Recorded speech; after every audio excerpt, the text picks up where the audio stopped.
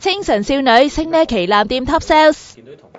90後被形容為叛逆一代，15歲就輟學嘅 Coco 以為晚晚夜蒲投身社會都冇目標，朋友介紹下佢入咗包house做見習員，竟然改變佢一生啊！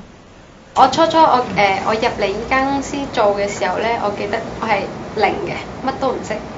不同牌子、衣物質料、顏色配襯，仲要招呼客人，樣樣要由頭學起。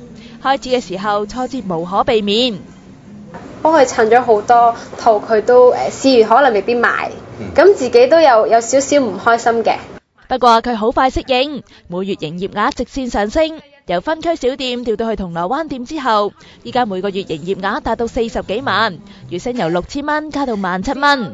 成功當然有代價啦。19歲嘅 Coco 每日工作接近12個鐘。其實我真係好少約到啲朋友咯，同埋屋企人都好少見到面。Coco 老闆黃瑞琳話，集團旗下7成員工係低學歷嘅90後，佢希望透過工作實習幫年輕人建立清晰嘅價值觀。